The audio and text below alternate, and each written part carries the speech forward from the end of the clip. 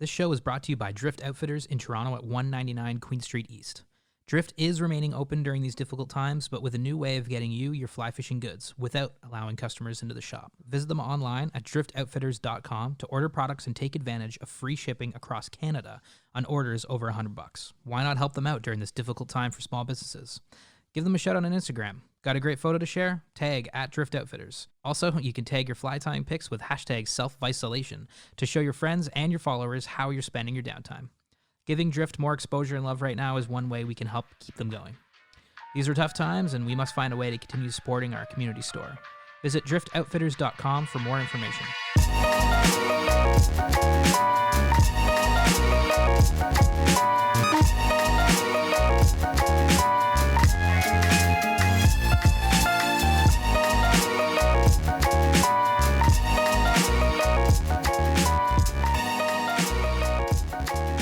Hello and welcome to another episode of SoFly. It's June 14th. It's 2020. It's still a COVID world, so we're on Zoom. My name is Mitch. We've got Aldo. Hello. We've got Yilma. Hello. We've got a very good friend of ours and one heck of a photographer and I guess a relatively new fly angler who's been fishing like crazy the last few years. We've got Joel Clifton on the show. Joel, how's it going? It's good. Thanks for having me. Thanks for coming on, man. You're out west now. We're out east. Yeah. So far apart. Miss you too, man. Where are you calling from? From Squamish, which is like an hour north of Vancouver. Okay, right on. Yeah. So you left us. How long you been out west now? My partner Jen and I came out here in November. We got out here at the end of November, which the tail end of salmon season. So I got here to see like all of the salmon that had spawned out and died were kind of still kicking around, and all the eagles were still here, like Cool on their remains. So it was like a pretty interesting time to arrive. I sort of like missed what you would call salmon season. Mm-hmm. But I like the first fish I caught here was like a spawned out chum that like I accidentally foul hooked while I was just casting blindly. I thought I had bottom, and then this like big chum came up. Oh, Jesus. Yeah, man. That doesn't count. That's not a sin. That's pretty crazy, man. Well, we've been following around with your fishing journeys out west, and it looks awesome. So we're gonna chat about some of those today. But I guess just to start, like Joel, how do we met you? Like we met you a couple of years. Well, I mean, although you had some connection through Joel too, and we kind of knew each other, sort of. Like, how did we get together in the first place? So we did that. We did that thing at the Filson store about a year ago. About a year ago? I guess so. Yeah.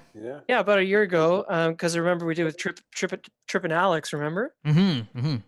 And I know Joel's partner Jen from university, and she walks in with Joel, and I'm like, "What are you doing here?" She's like, "What are you doing here?" And she's like, "Well, we're kind of interested in getting into fly fishing," and I'm like, "And I know what Joel is. He's a photographer, the outdoor photographer. Yeah. Like shoots a lot of stuff. He's looking to get into it because you guys are really outdoorsy. Like Joel, you camp, you mountain bike, you climb. You're a big climber, right?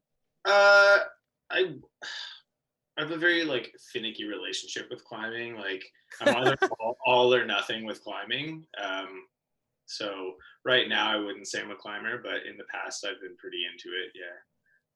I'll probably get back to it someday, especially like where I live now. Yeah. But I'm having a lot of more fun fishing and riding my mountain bike these days than rock climbing. Yeah. But yeah, we do quite a bit of outdoorsy stuff, which kind of like was the reason we moved out here. Mm-hmm. Part of it anyways. Oh, you picked a good place from what we could see. Yeah. Seriously. It's been great so far. We're super happy here. Yeah, man. So yeah, then Joel picked our brain a bit and then left for an adventure up into the Yukon.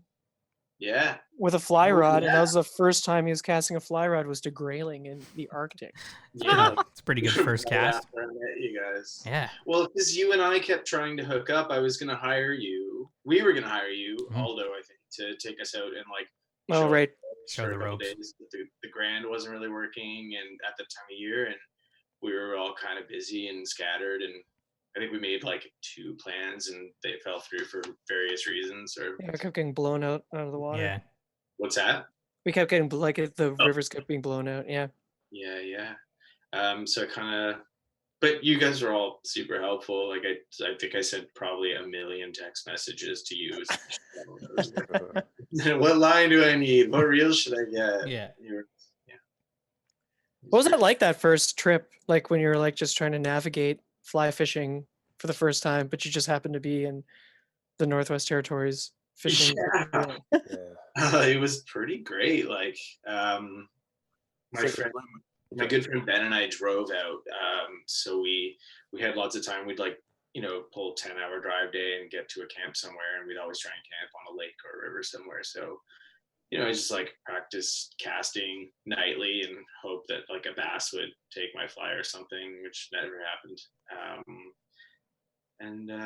I bumped into, I didn't bump into, I arranged to meet with the fly shop owner in Whitehorse when I got to the Yukon, because there's only one fly shop there and he's by appointment only. I think he's a paramedic, also a guide, and he runs like a little fly shop there. Yeah. Crazy. It's like a cool little trailer that kind of like moves around seasonally, but he seemed to be pretty well stocked.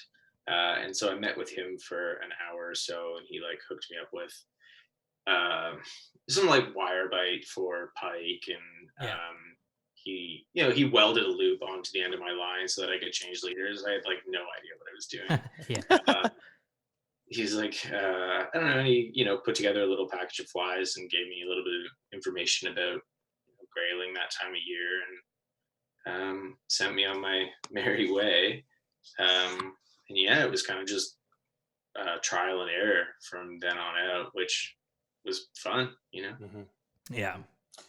Yeah, I tried to interrupt you, but it didn't work. I was just saying, you're a sink or swim guy, and you've been swimming ever since. You know what I mean? Like, I feel like that you're that kind of guy. It's just like, oh yeah, here. I'm like, okay, I'll figure it out. Well, you guys definitely helped out a ton, and like the fun shoots we've done and those trips, like it's kind of like an invaluable experience learning from professional guides and getting to hang out and just kind of see what everybody's doing. And are you wait? Is that specifically to? Do you just call us professional guides? Or I don't know about that. all know that. You guys are professional guys. Yes. No, but I mean, just the fantastic folks that I got to meet through doing trips with you guys. We've had some fun times. All the cool places we've been, and everybody's been kind, sharing knowledge, and just kind of soaking things up here and there. Yeah. I watch a lot of YouTube as well. YouTube is such a good place to learn how to get into fly fishing. My God. Yeah. What was your first grayling? Like, do you remember that first grayling you caught? Like up north? Grayling are so cool, man. I need to catch a grayling. I remember the first grayling, but the one that I remember the most was the first one on the dry fly, and that was like, oh yeah, my friend and I were walking this river, and I just hooked up to like a little tiny, I think it was a Dolly Varden, little tiny guy, and then he kind of like waved me over from further upriver where he was, and he had spotted this big grayling. That was the cool thing about those grayling was, you're sight fishing those guys as well. Yeah. Oh, cool.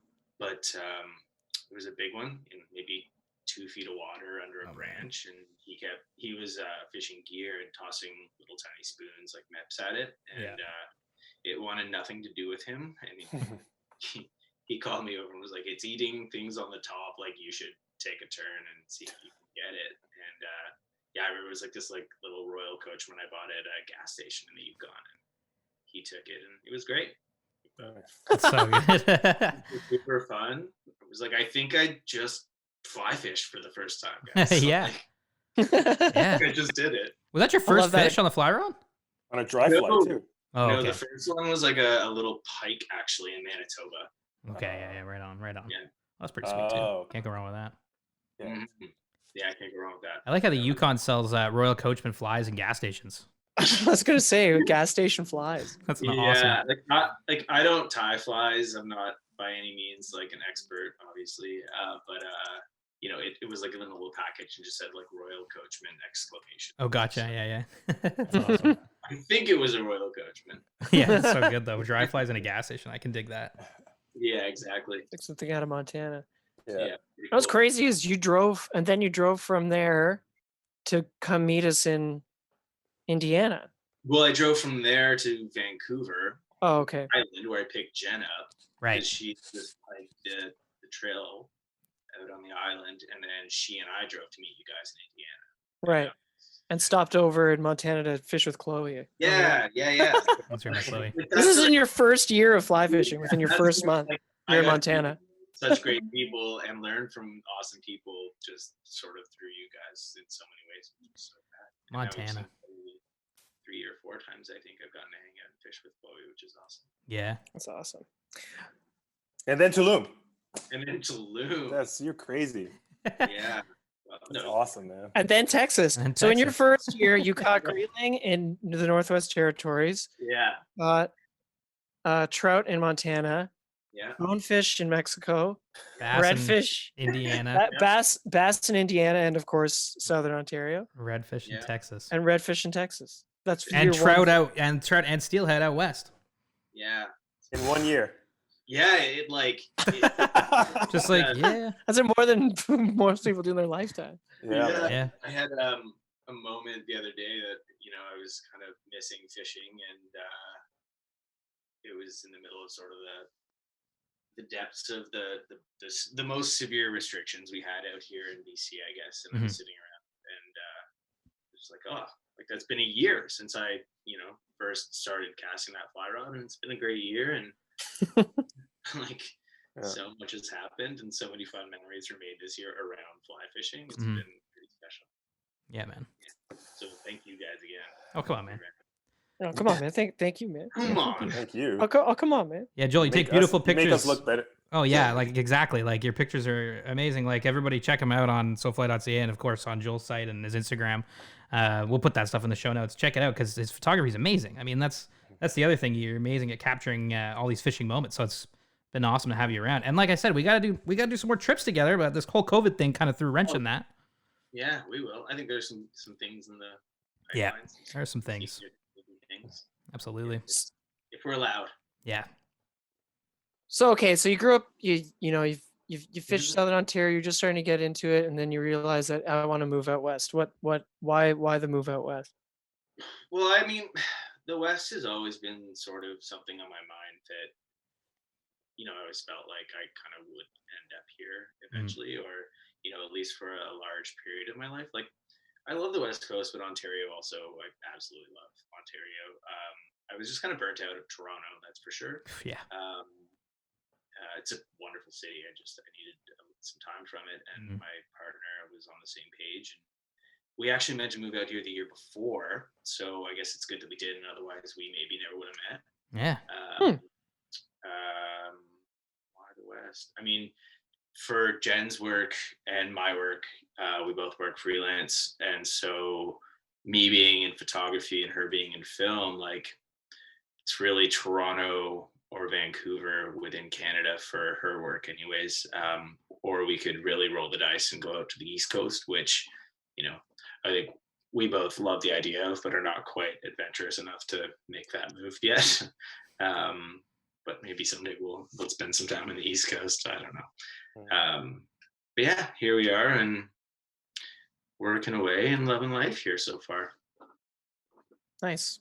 You've been getting some bull trout and things like that too. Yeah, I've been getting into some bull trout, which are a ton of fun. I do a lot of fishing out here by myself. Yeah. I don't really know too many folks. I have one friend in Vancouver who's really great, and I get to fish with every once in a while. But I'd say like 80% of the time I fish is by myself. So I guess like when I get to fish with other people, it's a lot of fun. Yeah. Trying to remember like the highlight. I mean, other than the first actual bull trout I caught here, which is like really exciting because there's a lot of days where you don't catch any fish, and it feels kind of like futile. But it's like, the first 15 to 20 times that I went fishing, literally nothing happened. And I was like, I am doing this all wrong, or this is the wrong time of year. And then something just clicked and I started catching fish, and it might've been seasonally. I don't know what it was, water levels, but once it started, I just kind of kept having good days with bull trout. it started to click. I almost realized that kept catching them in places that I would catch bass. Okay. So I started looking at it like that. Yeah.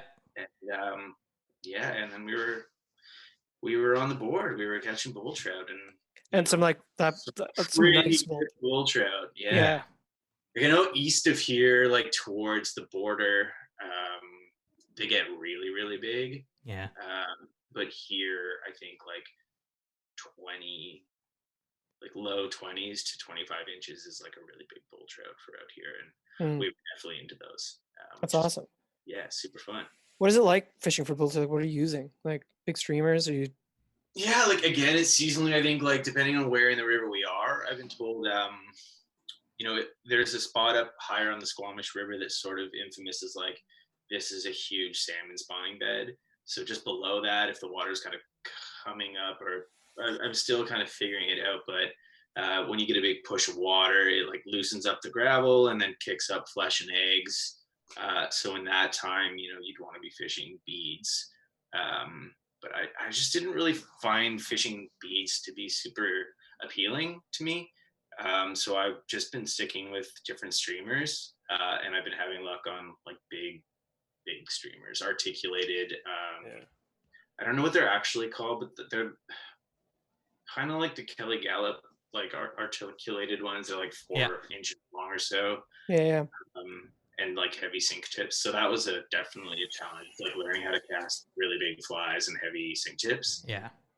But then once it started to click and I like learned kind of, I feel like I'm like trying to dredge the bottom a lot of the time. Mm-hmm. And then once that clicked, it was like, okay, now I'm catching fish. Are you on your two-hander or? It depends. Like there's 2 main rivers that I'm fishing the majority of the time. They're kind of close and easily accessible. The Squamish is a bigger river, so whenever I'm there, I'm using the 2-hand rod. And then I'm on the Cheakamus River, which is a tributary of the Squamish, so it comes in like maybe 8 or 10 kilometers from the ocean on the Squamish. You can get onto the Cheakamus, and then I use my single hand because it's a little bit tighter. You can do both really anywhere you want. Yeah. The 2-hander is a lot of fun though. I use that one whenever I can. Yeah. Unless it's absolutely ridiculous to be using it. I'm getting one in the fall. I think it's that time. Yeah, it's a ton of fun. Yeah, Yama's finally taking the plunge, getting a spay rod. Yeah. Yeah, good call, Yama. It's gonna be fun. It's a good call. It's a ton of fun to like have. Not that fly fishing isn't already challenging enough, but just kind of like another skill to have is kind of cool, and like more things to kind of look into and think about. It's fun. Totally. And it also casts those big flies a lot better. Yes, yes, absolutely. That was my biggest learning curve. But which the curve isn't flat. To say. Oh, look at this joke over here. Sending big flies. Yeah. Jesus. Yeah. I just need to do like a couple times, and then eventually it starts to click. Yeah. Usually it's either Aldo yelling at me and Mitch laughing, and then it clicks, and then it's all good. I yell. Yeah, that's a good yell. When I say Aldo yell, that's a good thing, man. Like he's watching. He'll say, "Okay, this is what you're doing wrong," and then eventually it'll click. But I just need like 3 claps, and that's just with the big guys. You know what I mean? Constructive criticism. Yeah.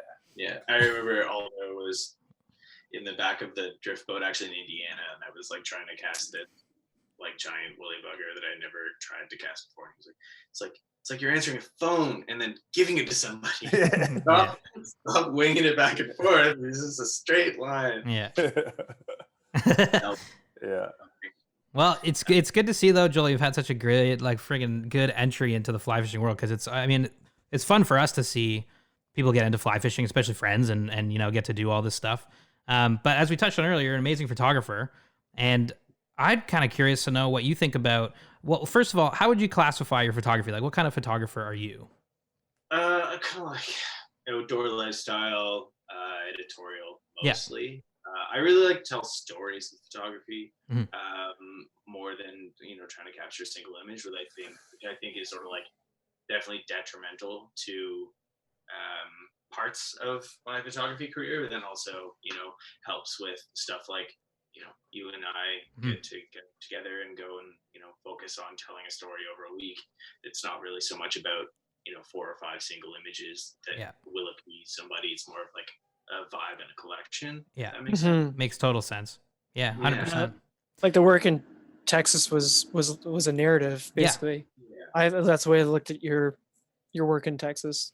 I could told the story of that trip so well. Captured it all like a film might, right? I think when you look back to back, and I feel like that's maybe over the last, I don't know, 5-10 years, like fly fishing photography has always been a thing, but like obviously with the advent of social, it's a huge thing now, right? Like we are always looking at fly fishing photographs.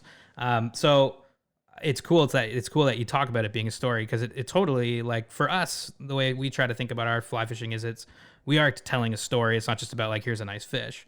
So I guess, what do you think it takes to have like, what is a good fly fishing photograph? Like, what do you need to have a great fly fishing photograph?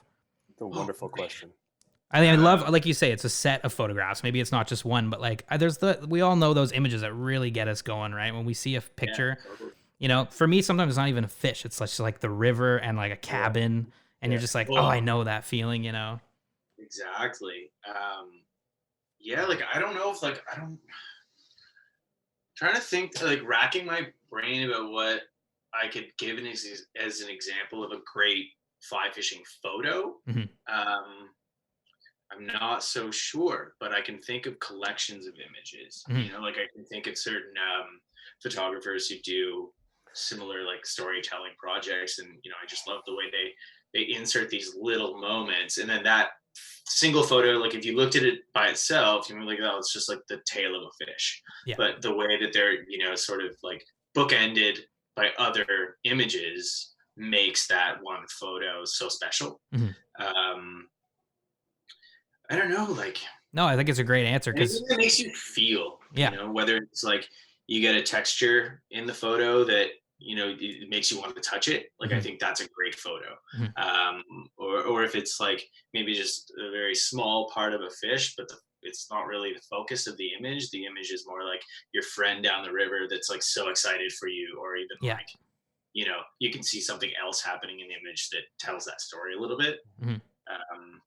That being said, like I have seen some like beautiful photos of anglers holding fish for cameras. Sure. And like that can be done really well and tastefully as well. For sure. Absolutely. But I think, just trying to find a unique way to do that, which is also super challenging, because we don't want to keep the fish out of the water. And we don't get many chances with each fish to nail that photo. It's not really like you don't get to plan your lighting. There are a lot of variables, and I think luck and foresight, thinking like, okay, well, experience. Like if Yeoman's over there and he's going to catch a fish, like just kind of being in the right place, the right time to know like how he might be fighting that fish, where you're going to want to be. And then when you land that fish, which side of them you want to stand on. And those are things. I mean, it's funny because it's like photography really has been a part of fishing for so long, because we all know those pictures from like the 80s with, the guy with the cigarette hanging out of his mouth and the hat kind of barely on his head, and he's got that plaid shirt, and he's holding a bass on an angle, and he looks really sad. Like that. Yeah, man. I know we all have. We've taken those pictures too. Like I'm in a bunch or of just those. like the picture of like just like the tens and hundreds of trout that are now on the lawn somewhere. It's just amazing the evolution of photography and fly fishing, and that kind of relationship between the two. Because like you say, catch and release, it's great memory. Like instead of taxidermying a fish, you have a photo of it, So it's like, it's a great, I love photography of fly fishing. So it's cool. I love how you talk about storytelling though. That's totally a good way to look at it. Absolutely. And a perfect example of that, Joel, if I may, is that photo that you took of the sunset, and that sign in front of the river. We posted it, and it was for sunset where? Was it sunset or sunrise in Texas? Texas. I know the one you're talking about. Yeah. And we posted that.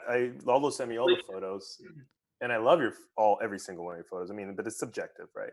But that to me spoke to me in a different way. That's like, I'm getting ready, or it's time for something. It's an entry to what we're going to be doing and what we did for the day, and then it just had such a feeling. It just gravitated straight towards it. And I used it for our I think it was Texas. I think it was The coming soon. coming episode, soon. Yeah. So I'm super interested to hear you say that because you weren't there, and often I worry with photos like that because that is in no way like a technically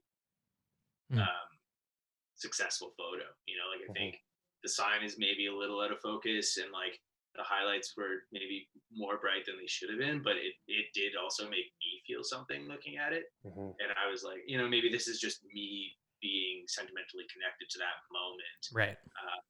But to hear you had no sentimental connection to that photo. Yeah. So I think like it's really cool to hear you say that because it means that, it was successful in that like communication of emotion. Yeah, absolutely. For someone who wasn't there. That's really Well, that's just it, right? Like, can anybody, for people listening, like we might have people that are just like picking up a camera for the first time. Can they go and take like an amazing photograph, fly fishing photograph? Oh my God. Yeah, 100%. And it's just like sometimes it's maybe by accident, right? Yeah, 100%. I think it's like so much more about what you point the camera at and like the personality of the person holding the camera. Yeah, 100%. Necessarily having a $10,000 camera, you could take really boring photos with a $10,000 camera. Yeah. It's not gonna do anything for anybody, but sometimes you get lucky. Did you? Weird. Yeah. Did you find a particular, because you did join us on a lot of trips. Did you find a particular shoot more difficult than another one? Because like you've now shot from like the riverbank, a drift boat, a flats boat. Yeah. Every situation, really. Like beach, like the beach, a forest. You've kind of literally did it all in 1 year. Yeah. The drift boat was challenging. The drift boat was definitely, I think, the most challenging because I don't know, I can't speak for me other photographers, but I like to be able to like roam around and try different angles on things. If something isn't working, then I can run around to the other side of you. I'm generally kind of like jogging when I'm shooting, or when I'm like in the zone shooting anyway, like I'm moving around really quickly. But in a drift boat, you can't really do that. I'm kind of like, I'm in the bow, I'm in the stern. So that presents its own set of challenges, which is also kind of fun to figure out. But also I found it challenging because we're far apart from each other. Like there would be action happening over there and then action on our boat. And I think by the end of it, we had kind of like sat down and talked at the end of one of the days, and we kind of made a plan to stay in touch a little better and like help each other out in terms of capturing some stuff, which definitely helped.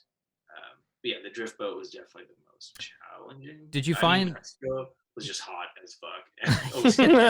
Yeah, it was hot and sandy. It's so hot. Oh my God. And like worried about drenching cameras under waves. Oh, God, yeah, that's true. Into a housing and out of a housing and into a waterproof backpack, and then we'd like cross the waves like swimming with our gear, and then up on the bar, and then take cameras like out of backpacks and just be Mexico was gnarly. water with cameras out of housings.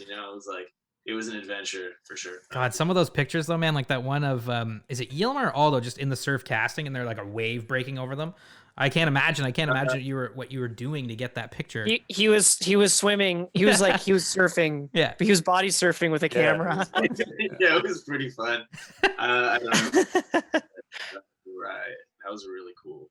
That would have been a good behind the scenes photo to get you getting tossed by the surf and me and us trying to like Yes. Well, I got that waterproof bag. Yeah. That fish pond pack, which is fantastic. But when there's nothing in it and you're in the water, like up to your chest, it's basically just like a floaty on your back. So every wave that would come by would lift me up out of the water and toss me. It was pretty fun. Yeah, man.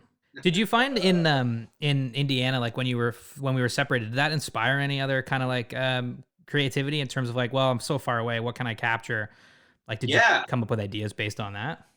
Yeah, I mean, we definitely like took the opportunity, I think, to, we had you guys had that beer sponsor, so we had beer brewery, yeah, so we shot some content for them in those moments, and I took way too many photos. I was really fascinated by all of the streamers, I guess, that one day that think they were yours, Aldo. There's a whole bunch of crayfish and streamers, and they were on patches on the outside of your bag. Oh yeah. Like I shared maybe 4 or 5 of them with you guys, but I took so many photos. Different.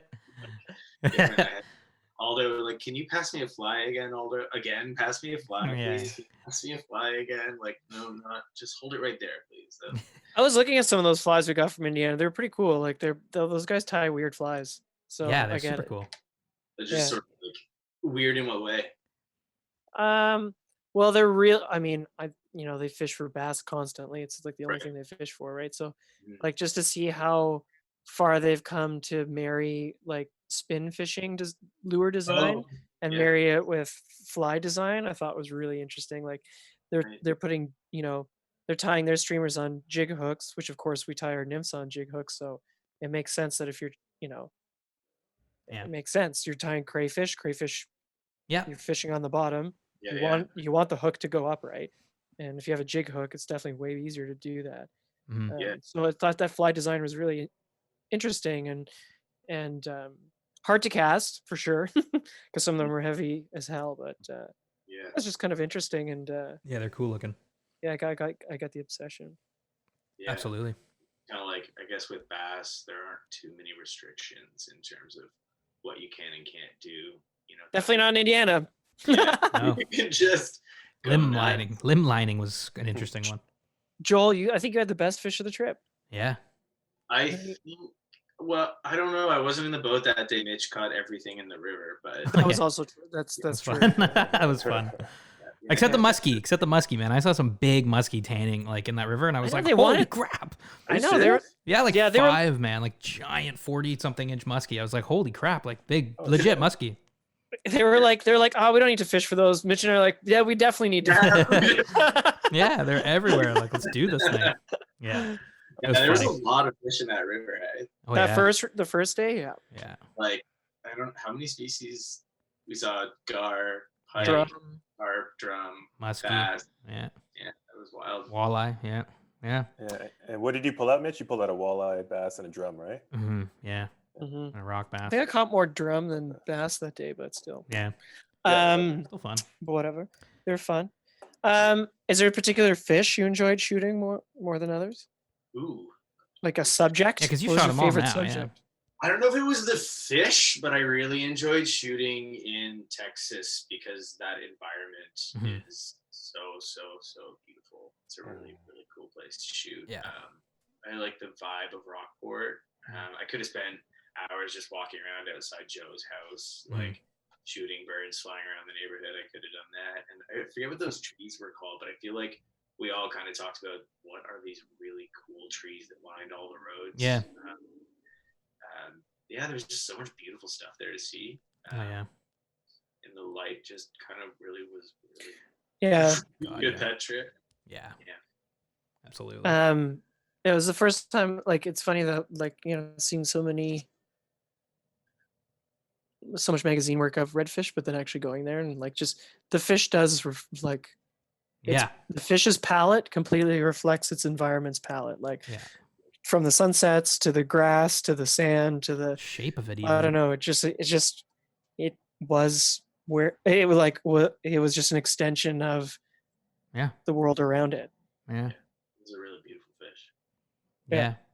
I don't want to steal your secrets and give them away to all our listeners, but I'm curious to know if you had some tips for some newbies, how to get some good fly fishing photography in their, Oh, I guess their tackle boxes, some memories up on their walls. What would those tips be? Like, what would, like, I'm a new photographer. I'm going out to the river. Like, what the hell am I supposed to do? And you can actually answer him straight because he is a new photographer. So I am. I don't know anything about photography, really. I would say put the sun behind you. Yeah, first. that's I key. See a lot of photos like that. Put the sun behind put the sun behind yourself as a photographer. Yeah. As much as you can. And then once you've kind of figured out why you're doing that and what effect that is having on the photos, then start to play with that and like trying different angles of the sun, but like start with it behind you. I don't know. I think so much of it is subjective, but maybe don't focus so much on the people holding the fish. Mhm. I really like photos that kind of might be somewhat abstract almost. Like you could, Yeah. I mean, other than the good old fashioned grip and grin, like there's always the fish is the interesting thing, I think. So show the fish in its environment. And I mean, yeah, those would be my kind of number one tips, are just like trying to stay away from the grip and grin and put the sun behind you. If you can, use a shallow depth of field and focus on the fish. Yeah. Because that'll instantly, I think, elevate your photo from something that looks like a snapshot to something that you kind of considered and thought about. Mhm. I mean, also, like, it's tough because it's a lot to think about when you're trying to keep the fish in the water fish in the water quickly. But like, I mean, don't take photos of the fish laying on the ground. No. Like, just don't lay fish on the ground. Yeah. I don't know. I see a lot of that. Which, that just kind of makes me feel pretty bad. Yeah. Like, honestly, that's Me don't like. Yeah. yeah, me no like. And I hear you. I don't know. I've seen a whole bunch lately. People just look like they're squeezing the fish so hard. Yeah, I've seen a lot of that. The one-handed trout crab where they look like they're You're really squeezing that fish hard. squeezing a tube of dough. Yeah. Ease up. You're trying to get away, clearly, and you're just squeezing the life out of it. Yeah. Yeah, I would avoid that. That's for sure. Yeah, well, I see. That's what I like, though. I like that you're that kind of photographer, because I think that there's photography and fly fishing has gotten really big, but then there's that camp of at what cost? Like, is it kind of annoying? Is it just like influencery shit? Is it at the sake of the fish's life? I like that you're considering that it's not a photo's not worth killing a fish, because it's not. Yeah. Yeah, it's just not, right? It's not. And it's not about the the likes and the influencer stuff, like how big this fish is and blah blah blah blah blah. It's about storytelling, and I think those are really good tips to consider. Not just the grip and grins, because it's fun to look at stuff that's that's not just that. Yeah, but yeah, that would be probably number one is don't sacrifice the fish for a good photo. Yeah. And that just makes it more special when you capture a fish at a good angle. Mm-hmm. And you didn't pull out of the water and wait too long for it. Yeah. The photos that more special. Oh my god. Also, with the new iPhones as well, and there's so many like cheap sort of like point and shoot cameras that you can shoot underwater. Like, I would suggest anyone experiment with that as well. Like, but the fish in the water is a beautiful photo as well. Like, you don't even have to lift it out of the water to take the photo. Well, I don't know about you guys, but I get excited about.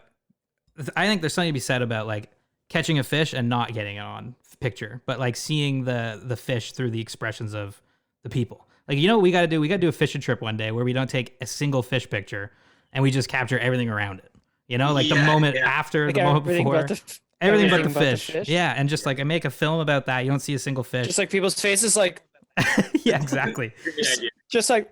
Yeah, because like that's it, man. It's like I think those moments, like I resonate with that stuff, because I see that I'm like, oh, I know exactly what that feels like, and that's oftentimes that stuff gets me excited, Yeah, particularly with anglers, that would be a pretty successful. It'd be hard to sell to a lodge. We're gonna come take photos of the fishing and not show fish, but yeah, exactly. Joe might go for it in Texas. Yeah, because we've got so many pictures of fish down there when we were fishing. Oh god. We got fish. Yeah, man. Yeah. I'm beginning to like. What am I trying to say here? I try to think of like when like our creative now, like when we're shooting, to more like mimic a day where on the river where what is it like when you're alone? Like, what's the process like when you're fishing when you're alone? And it's like, I don't want to like describe the scene of fishing. I just want to like kind of invoke that feeling of, especially maybe now that it's like COVID or whatever, that what is it like to be on the river alone? And how can we tell that story? Like, when I catch a fish in the river alone, I don't stop and hold it out in front of the no, you know what I mean? Like, you can you net the fish a certain way. I definitely look at the fish for sure, and I'm just like, whoa, especially like some of those wild, browns or whatever. Not even just like you're amazed. I'm always amazed that that a fish exists almost, Mhm. especially like if when you pull it. Like I was in Temagami this weekend, Yeah. and I did a lot. I fished from the boat once, but was just fishing from the dock. Probably because it was like mainlining beers the whole time. But anyway, but just first, like I just flopped my fly into the water, Yeah. and like a little hammer handle pike just shot out from under the dock and just Yeah. hammered it. And I'm just like, whoa! I'm always constantly surprised that fish even exist in a certain one. Yeah. Yeah. Obviously I'm not surprised it exists, but like it's No, always yeah, I like know what you mean. it's always like this little like you go to the Credit River, you go to a river that it's not like when you see bonefish tails or whatever, you look at the water and you're like, There's a well, I know you're 25-inch in here. brown in there. I know you're in here, but I can't see you. No, especially And then when you catch it and you bring it to hand, you're like, I can't believe that. In a way, you're like, I can't believe that was existing in there because Yeah. you can't see it, right? So then, like, I'm like, how do we tell that story through image or video? Like, I don't want, as opposed to like, oh, here's the Yeah. hold up a Here's fish. the grip and grin moment. Like, how do you? Of all the little moments that led up to this, like that's Mhm. sort of Mhm. the end of the line of the I guess the process. Yeah. There's so many moments within that process, I think, that are important to each person, and like I think they're all like maybe all of us have certain things that we enjoy more or less about the sport personally, and Mhm. that might be sort of an interesting thing to look into Yeah. with how you convey that in the future. Like, Yeah. what does it mean to you? But a little bit more deeply, like less what does it mean to you, and more like what are the things that matter to you, and why and how, and in what Mhm. order. Yeah. Yeah. That Mhm. lead up to that fish in that hand. Mhm. Yeah, I think the only time I actually like is when you're with a buddy. Let's say there's no cameras. Like that's the only time when I'm gonna take a fish out of a net and be like, "Ah!" like because I'm stoked, or I'll be like, Yeah. I remember one fish that I caught in Hurt when we were on the Attawapiskat, and Mitch was like, "Can I touch it?" Yeah. Like he was just wanted to see it and look at it. He's like, "Can I release it?" And like because they're like they're really interesting, Yeah. those- Well, I mean, I'll never not grip and grin for a photo because I don't think I physically can do it. Like when I catch a fish, I'm like, look at this thing. Oh yeah, I'm grinning. Yeah. Yeah.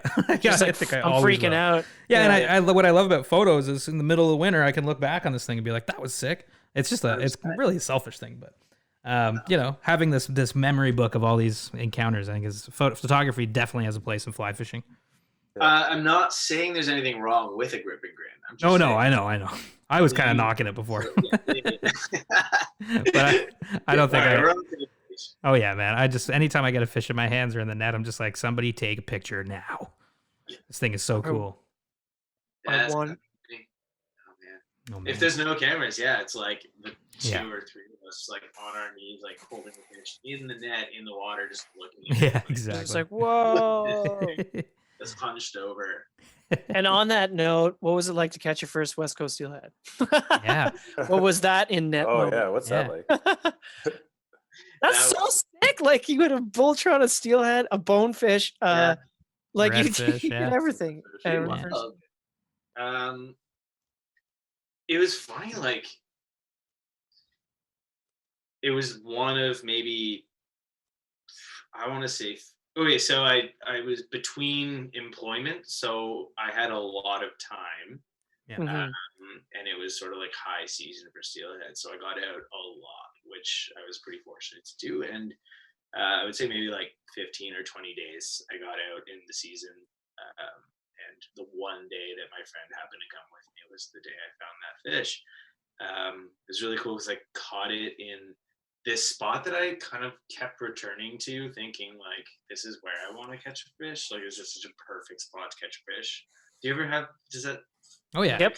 All the Yeah, time. just, like, Fishy water. feels like this is where I want to be. Yeah. And so I caught that fish there, and yeah, it was just kind of like, it was perfect. It was pouring rain, maybe like a little bit of snow. It was very cold. We were sort of like in the water, out of the water, taking turns, because it was just like very cold day, and it was sort of like that I'm sure you've probably had it as well. We like neither of you were sure you really want to say like, should we just go because it's really cold, but we didn't say that yet. Yeah. I think we were both getting there, and then yeah, I mean, hooked up with that fish, and my friend was upstream, and so downstream, and I caught it and it jumped, which bull trout don't do. So immediately I was like, oh, okay, something's happening. Yeah. And he kind of came running and he's like, I'm pretty sure it's a steelhead. And I was like, no, it can't be. It can't be. And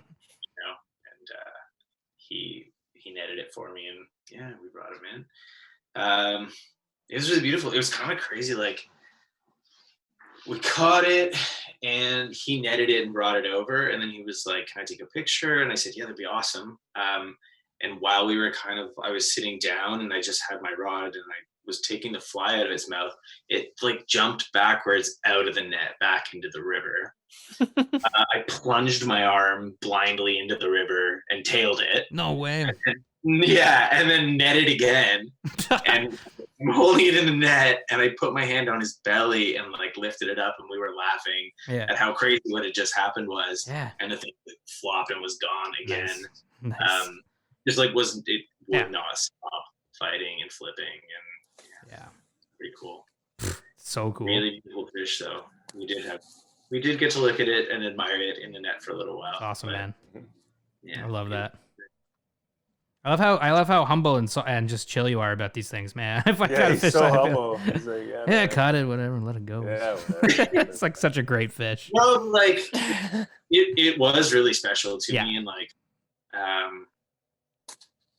it's kind of a weird thing to. I don't know. Like, I hear people talk a lot about steelhead, and I know that it's in the fly fishing world, it's a cult. Really amazing thing to have happen to you, because they're incredible fish. Like, not just incredible fish, they're like an incredible animal, right? The traveling they do and the things they overcome to live their lives is pretty special. Just like hold on to it for a second and see it go away healthily is pretty great. And I hear like they're definitely fewer and further between at this part of British Columbia where I am than say like the Vedder River, because we don't have any stock steelhead here, which is cool. Like the Vedder has a lot of stock steelhead, I think. Sorry, I'm kind of learning still about this stuff. Yeah. Super fun. And it was really interesting, completely different take than the bull trout as well. Just kind of like bull trout, I feel like they'll like watch it go over their head and then spin around and chase it, and then as soon as it kind of comes tight, they just smash it. And they're going the other way and they're just on really hard. But this was sort of like kind of like just like a slowly increasing pressure and then veering off. Oh wow. Which is why I thought I had like a stick or something on. And then next thing you know, it's a jumping fish and it's peeling line out. It's pretty cool. God, that's awesome. I love that. I love that you're there. Spending a whole weekend out of Wapaska, that was the same feeling. Like I would know when I got a 32-inch walleye versus like a 40-inch. They just hit differently. They pull differently. They're just getting. I was like, oh, it's a walleye, and it was a walleye, or it's a pike. And, you know what I mean? Like I love that. Different things, and like the head shake of that steelhead versus a bull trout. Yeah, like you just feel the difference. Like it was wild. God, you guys have to come out here when you can. Yes. Well, Aldo and I were thinking about a way. We're just, whether we were like, should it be a SoFly trip? We just go to Vancouver because I've never been out west, right? Like literally, just so you can not invite me. Is that what this is about? What are you talking about? Mitch. No. Mitch was invited too. Mitch and I have to like be careful like how we take our vacations because of course, COVID, man. Yeah, we'll see. see. COVID hit. Hey, man, if I lose my job, I'm coming out there full time. So make room in your place. Yeah, same. If I lose my job, I'm gonna. We got a big couch and a guest bedroom, so we can sleep like 5 or 6 people here. Do a whole steelhead season. Oh, baby. Oh, that'd be sweet. Oh, Joel, was that on your two-hander or the single-hander? Two-hander. Oh, nice, man. Oh, So good. nice. Yeah. So fun. Come on. I love That's it. the other thing that I don't know, like it might be common knowledge to you guys, but I've kind of gotten into the habit of changing flies more frequently than I had before. Mhm. I think I was maybe a little bit stubborn before moving over here, and like I want to catch it on this fly, or like this is what I think is going to work because this is what the internet said will work. Yeah. And just going from like working through shades of color, and how crazy it would be, like I'll fish for half an hour on all the dark stuff and then switch to one bright and then first cast. Yeah. It's like a trout or which happened Smart. to me a number of times this year. Yeah. It's a good insight. Yeah, learning the rivers, I guess. Like you Or really it could just like mean nothing and attributing meaning to it, but Hey, if I it think keeps it makes working. sense. There's some logic into that. Sorry, Mitch. Yeah. Go ahead. Yeah, no, for sure. No, exactly. I'm like, if it keeps working, keep on doing it. keep doing it. I like that That's the same- you're learning the rivers, right? Yeah. Sorry. Yeah, but and that's the crazy thing also is now we're in freshen. It's like the river is going to be completely different. Yeah. The one that comes down, which is super cool. I get to like start again and like learn where those pools are and Yeah. what's going on.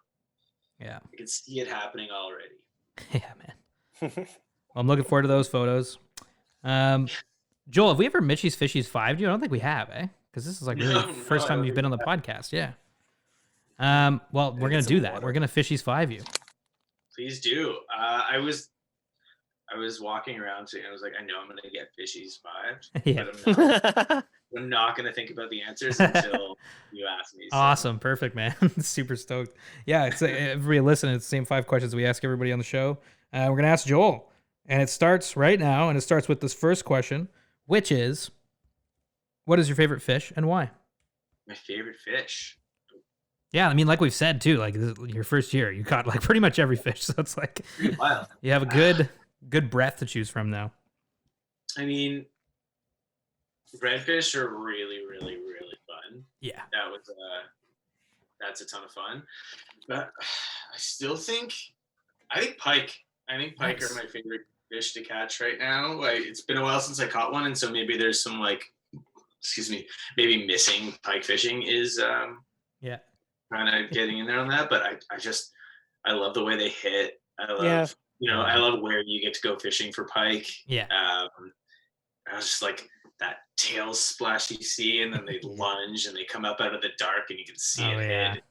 Yeah. And like you get them on and you're like, oh, I kind of wanted to get off before it gets to the boat sometimes. But, Yeah. like they're just exciting. Yeah. Yeah, it's super fun. But then but redfish are pretty rad. Yeah, man. Those are two great fish.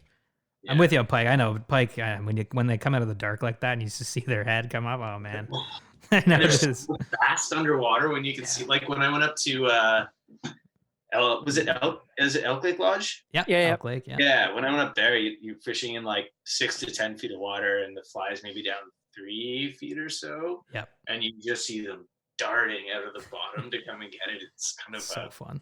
very exciting to see. It is exciting. I just love the types of flies you get to use. Totally. Yeah. Like you use like a fly the size of your forearm, Big. and even like this, streamers. and even the small fish Yeah. are trying to eat it. Yeah, It's hilarious. It is. Or fun. that, and I had that sort of experience the first time where it followed it but wouldn't take it. So I came up to the boat and I had like basically just my leader out of the tip, and I was sort of like whirling. Figure eighting kind of thing. Yeah. It was Yeah. following it, and I was like, "This is terrifying and so exciting."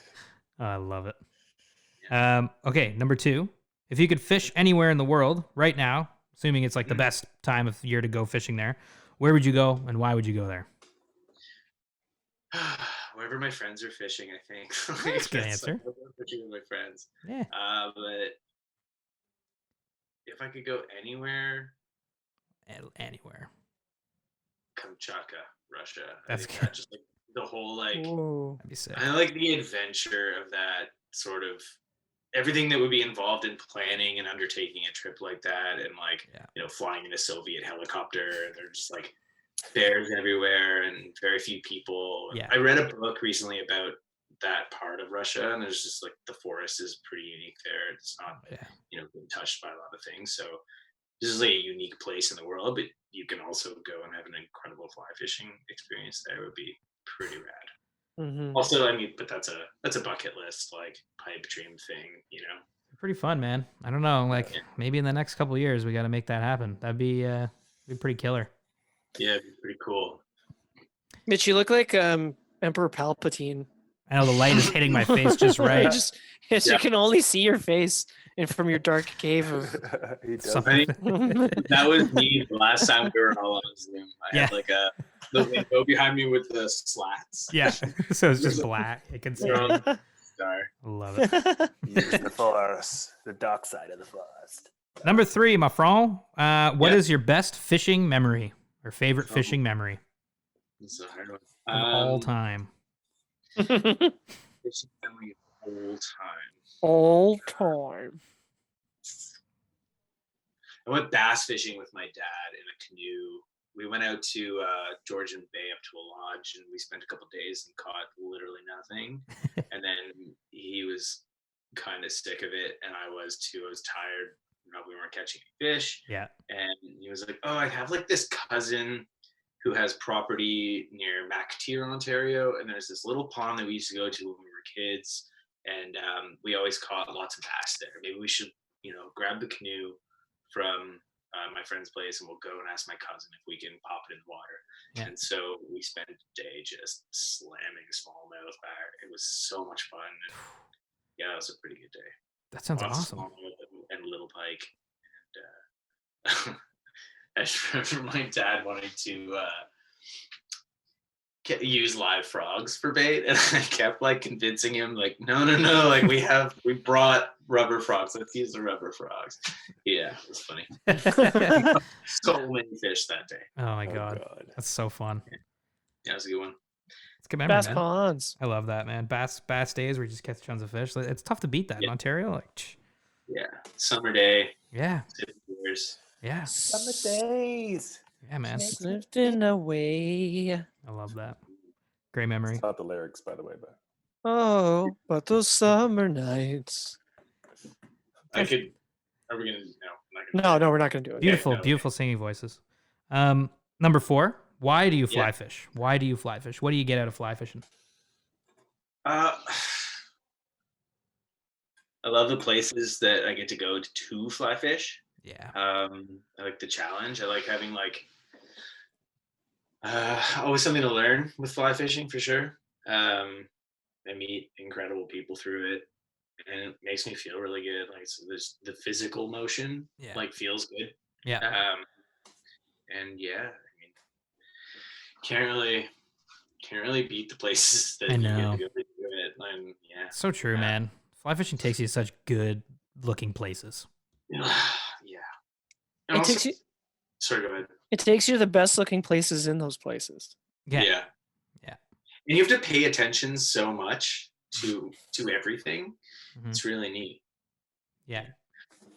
I hear, like, I've heard people say, it's a really great place for me to go and think, Yeah. and I was kind of thinking about that the other day while I was fishing. I was like, how do people think about anything other than the fishing while they're fishing? Like, there's so much. Yeah. I don't I know. think fishing. That's why I'm I zoned. know I I'm like, unplug. It's like I'm I not can't thinking. think about anything else other than what's happening. Yeah. Exactly. Which is meditation in itself, right? Flow Yes. state, baby. Right. That is, you're right. Yeah. Except steelheading for me, because like I know what you guys are saying, but steelheading for me, anytime I'm like deep in thought about something else, not something stressful, but just something thinking about, I catch a steelhead, and then it's like the way to catch fish for me, steelheading.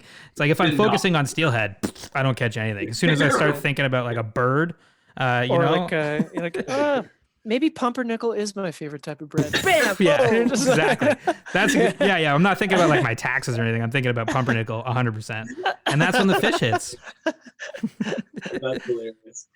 No, it's true. No, it's a good answer though, man. I mean, yeah, 100%. I don't know. I feel like I kind of danced around that without giving you a solid answer. No, that's Well, Yeah, that's good. I think there's more than one reason why you fly fish, but I think the beautiful places there, and we can all agree with that. I mean, we've gotten to see some pretty rad places even just this last year. Yeah, I even- sorry, what? nope. You go.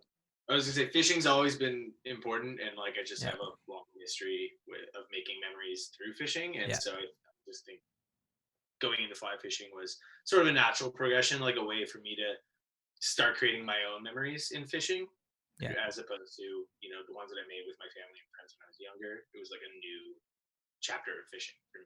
Right. Yeah. Yeah. I Which think. I'm super glad you guys are a part of. Yeah, baby. Yeah. I think I liked what Jason said in Indiana because I remember having the same feeling, and he Mhm. articulated it really well when he said, like, I take new people out on the river, people who lived in Indiana or Indianapolis their whole lives and never Mhm. been on the river, and he's like, and you see the change in their face about, what does he say, like half an hour, 45 minutes, Yeah. Oh yeah. once yeah. they start seeing a bird or like the sun hitting the water, or like, and it's like, whoa, this is pretty awesome. Yeah. And I remember thinking that the first time I went to the Credit River, I was like, wow, I'm like 40 minutes away from my house, Yeah. in like a city of 5 million, and here I am catching brown trout. I was like, that was pretty rad. Yeah. So it takes you to like the prettiest places, even within places you're already familiar Yeah. with, I think. That's a great point. Like, if you go to Cancun, Mexico, like, do you really think you were going to go catch bonefish? Like, Yeah. but there we are, an hour and a half south of Cancun. Yeah.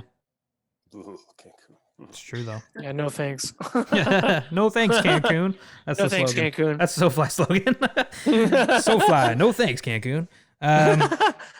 Shit, I should probably hit record. I forgot to hit record. No, I'm just kidding with you guys. All right, we got number 5 coming in here, baby. Imagine I almost had a heart attack. 5th Mitchie's Fishy. Oh man, I forgot to hit record. What fly pattern best represents you? What fly pattern represents you best, and why? If you were a fly, what would you be? What's the Joel Clifton? So I did think about this one a while ago, because I thought about this one when we were in Texas, and I don't think my answer's changed. Yeah. I think it was Derek from Indiana. Yeah. Who was talking about sort of like the path of your you could say career in fly fishing, Yeah. and how like I feel like I'm at the very beginning, and I'm just really excited to fish for anything. And maybe that doesn't change for some anglers, maybe it does, but he was saying that, as his sort of relationship with the sport progressed, he became more focused on certain species because he liked what was involved with those species. Yeah. Does anyone else remember this? Was this Derek talking about this? I think it was, but I think I remember something like this. Okay. Anyway, my point is, that I'm going to say I'm a woolly bugger because it's versatile and like it's just kind of a do it all. And I feel like that's kind of what I want to do at the moment, is just fish for what I can, when I can at the moment, and see, what works and what doesn't. Do you have a color? Do you know what color you'd be? Yeah, black and yellow, I think. Oh, nice. Yeah, leech. Black. Yeah, there's some pretty Nice black sexy. woolly bugger. It's great. It's a great answer, man. Woolly bugger's a great fly. I love woolly buggers. Yeah. I'm gonna tie a whole mess to them for our trip this week. Yeah, There man. you go. I looked at my box. I got to Tamagami. I opened it. I think it was the first time in my life Yeah. where I didn't have an olive woolly bugger. Oh man. Gosh. I was like, what am I gonna do? I'm not gonna catch a single thing. That's because I have all the woolly buggers. I think I stole it. Yeah. Jesus. The versatility of the fly, I think that's a great answer, man. It does definitely represent you, I think, as an angler this year. And yeah, I think that's an awesome answer, man. It's been a fun run. That's a And it Mitch's is Fishes. you are in the spring of your fly fishing life. Yeah, absolutely. Absolutely. Well, here's to many more And, trips. hopefully the rivers go back to normal soon, and we can Yeah, have a summer, and I'll catch my first salmon. That'd be cool. that'd be cool. Yeah, you gotta let us know when that happens. Yeah. So that's what's on tap for you right now. You're thinking about that season? You're thinking about salmon? I'm thinking about getting a float tube. I'm trying to find a used one, so I'm just like sitting on it right now. There's tons of lakes nearby, and I can drive my truck to the lake and pop the tube in, and there's Like a trout lake? Rainbows. yeah, so Rainbows in the there's mountains. rainbows on lakes, like 15-minute drive from here. That's and I so always sick. see guys at like 5, 6 o'clock at night, just groups of people out floating in tubes and casting fly rods, and look like they're having a time. Let's go out west. You Yeah. almost send him that Pop-Tart you have, that inflatable Pop-Tart thing. Oh yeah. Oh, do you want it? Yeah, I don't use it. Let's just send it to him. Yeah, do it. What? It might hurt your back though. Here, I'll send you a link to it right now on Zoom. It's this really weird like float tube thing that I think Hook A like did a photo shoot for once, but Yeah. it looks like a piece of toast with like an inflatable piece of toast and with a kayak paddle. It's super bizarre, and you're like just, like you're sitting on it. It's all very strange. Yeah. Take it for a rip. Me and Mitchie both have fish cats. Those things are awesome. I love my Fish cat. I also have Watermaster, which is amazing. But but in terms of float tubes, like fish Here it is. cat. Take the It's called Pop-Tart the- out. Like, Joel. like, yeah. Sorry, it's called Did the you get I. Yeah, I'm gonna send it in the chat. It's called the I cross. Oh, I can just Google it. No. Yeah, you can. Oh, it's in the chat right now. It's in the chat anyways. You can check. Oh, where's the chat? I don't see. I think you can Google it. I cross. Yeah, I cross flyfish.com. Okay. Oh, Look at this thing. It's got straps. I guess that's pretty cool. Yeah, it's got So you can stra- like carry it like a backpack. yeah, versatility. It's pretty cool. I just don't get the feet thing. Like, wouldn't that be uncomfortable? We gotta try it out, man. We'll try Let's it out. Whoa, Try there's it one of the models has a chair. That's a chair. I Oh. can't see it. It's not loading. Joel's- Joel's just in the dark. Well, it's stupid. Oh, you know what, Joel? I might keep it. This looks pretty good. Well, I was just thinking because of your back, Yilma. I was like, Yeah, there's no way that's gonna be good. But if you get like a little I will chair- wait till the internet allows me to see it. Yeah, you know what? Like, hey, we can't knock this thing. We haven't tried it yet. We're gonna try it out bass fishing. This July. We'll take it out and see what happens. And if it fails the back test, we're putting snacks on it, guys. I'm telling you that right now. Yeah. That's for sure. It's super light. That's what's cool about it. But, Yeah. Well, rock and roll. Anyways. Well, Joel, I Well, it love looks that. like you can stand on it. That's pretty cool. Sorry. Okay, we were totally jumping off topic here. Mountain We're just lakes. shopping now. Yeah. Float It's like, tube, thanks, mountain Gab, lake, for the man. Float tube. I've seen photos of people fishing This podcast rainbows. is not sponsored by iCross. No, definitely not. No, definitely not. Oh, we got some action on the iCross website. Oh, whoa! It looks like a mattress. Yeah, Yeah. Yeah. inflatable mattress. But the chair, I didn't notice the chair before, and it looks like you can stand on them to cast, which is kind of cool. Oh, cool. It's kind of neat, actually. We'll report back the next episode or a couple episodes from now. Listen, and everybody listen to see. Yeah, We'll tell you because how we'll it have goes used Yilma's iCross on in the bass July pond. sometime Yeah, on the Yeah. bass pond. We'll report back. yeah. Neat. But man, that those rainbows on those mountain lakes and flow tubes sounds so sick. So, oh my god, Yeah. Yeah. that'd be Brian so fun. Chan. Yeah, I am looking forward to salmon. That's like my research is going. My time is going to what's going to happen when Mhm. salmon fishing starts. Oh my god. I Radical. can't even imagine like a real king salmon. Yeah, and it's like a whole bunch of different kinds of salmon. Oh yeah, you got them all, baby. Yeah. cool. So and they're all like different sizes here. Like they're a little bit smaller than I thought they would be. So I think people are using like 7-8 weight single hands for the Yeah. chum, and then for the kings, obviously bigger. Yeah. Mm. Well, Lots to figure out and lots to look forward to. let us know how it goes. And, Watched a pretty cool video about chum salmon because I guess they get a bum rap Oh yeah. Mm-hmm. because everybody wants to catch the kings. Yeah, But yeah. the chums are apparently like crazy fun to catch They're cool. Yeah, aren't they? and like super acrobatic. Tiny flies. You need to like strip apparently, like strip really quickly, like make Mm. and like that's what my friends are using here. He said, and he's like, no, small flies. Oh, and, yeah. like, Mm.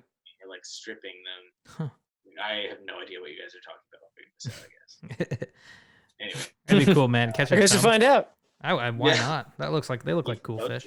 I love how we're all like now we're all Emperor. Everybody's dark Palpatines. now except for Joel. Yeah. Joel's got his light on. It is nighttime now. oh yeah, right. Oh yeah. That's right. We got a time thing here. Yeah, significantly. We got like a continent's worth of time difference. Yeah. Yeah, Thanks for coming on, baby. Yeah, thanks for having me. Thanks Yeah. for staying up late to do it. Oh, of course. No. Of course, man. No problem. problem. And Appreciate it. yeah, hopefully we can connect in the near future once the world's gone back to normal, maybe, or something. And we'll come bug you. We'll come bug Yes, please do. Sounds great. You're Alright. always welcome. you. Oh, excellent. Everybody Joel. is getting really dark. Thanks, Joel, for coming on. Take I guess care, you man. could turn a light on. Have a good Bye, night, Joel. man. See you, buddy. See you guys later. This is hilarious. How dark it is. It's so dark now. I can barely see you guys. We're going to Esnagami soon, guys. That's fun. Yeah, man. Oh my god, guys, we're going to Esnagami Friday. on Friday. 14 hours straight north. Get ready for bugs is all I have to Oh, say. yeah, a little float plane trip. And then we're up with Eric Lund. We had him on the show a couple episodes ago. Check that out. Give it a listen because we're going to be sending some pictures and we're doing stories and we're going to have a bunch of fun up there. And we hope that you'll come along with us. Eh? How are we? Aldo, do you know what? Oh, look at my teeth. They look really bright. You look good, Yelma. Who's driving up? You or Adis? Or which car were you I think using? Adis is going to drive, right? That's what the consensus I think was. we're gonna take Adis's car, but if not, we'll take the Jeep, Yeah, hop in the Jeep. and then we'll all take turns driving. Yeah. Except for you, Yilma. Oh my god. Yeah. Yeah. Yeah, it's a bit of I a want to get there in one piece. little speed racer over here, aren't you? now I'm even worse with this manual transmission. I can imagine. So you're like Fast and Furious.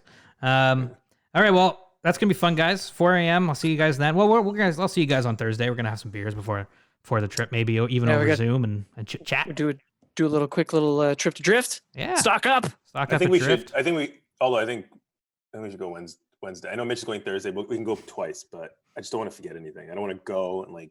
For sure. Yeah, definitely don't want to forget nothing, For Yelma. sure. No, definitely don't want to forget nothing. You don't want to be forgetting nothing.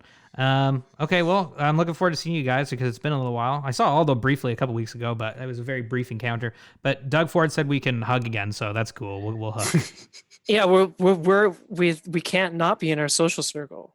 Like we fish together. We're probably. I mean, Yilma's, Yilma's the only person I see other than my girlfriend. Yeah. Who I live with. Yeah. Yeah, I mean, me too. I haven't seen you. I've just seen stuff for the last 2 months, and it's been great. But I can't wait to go fishing, catch some fish, have some bubblies, and have a good time. I cannot wait. Back to Northern Ontario. And just so, just to be at one place for a week. It's always nice stringing up your rods and knowing you don't have to take them down apart. into the... Dude, I was thinking about that too. Like, put them together and just put them against the wall. And it's just like, okay. And it's just like, all right. It is the small things, Yeah, I remember. At Scott, even I don't think I changed. I think I might have changed my fly twice. Yeah, same. Hey, you know what? I still have check them. I still have my my sinking. I still have my sinking line from. Good. Bring that shit, man. Cookie Day, the Aurora Trout Day. Okay, bring that. Yeah, bring it with you. Bring it on, man. Well, is it like a 5-weight line? It's a 7-weight. No, 7-weight. Cool. I have 2 7s, so I can. Okay, rock and roll. Just bring it all, baby. You never know what we're gonna need. No, I mean, like I should probably wrap it up in that, and then I can have 2. I can have one that's floating with a sink tip, and then my pike one will be the sink line. That sounds cool. 2 sinks and a floating. Yeah, that sounds cool. Well, it's going to be a fun trip. Everybody stay tuned because we're going to be putting a bunch of videos out. And obviously, we're doing a podcast live from Esnagami Lodge. Oh, yeah, baby. And it's going to be fun, man. See you guys soon. Hi, Bree. Hi, Bree. And we're going to be...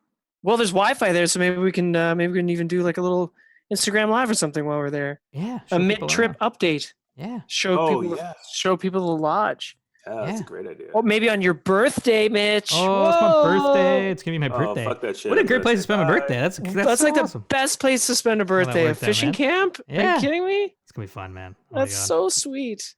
Jeez. Yeah, okay. I'll buy you a lottery ticket again, Mitch. Do it, baby. It's the 14th. This comes out the 15th. I'm gonna go edit this podcast now. I'm gonna get it ready to upload on SoundCloud. Yelma, send me some pictures, baby. Edit it. And everybody at home, thanks for doing it coming soon. We're just gonna do the post, just the episode. Okay. Yeah. All right. Thanks for listening at home, everyone.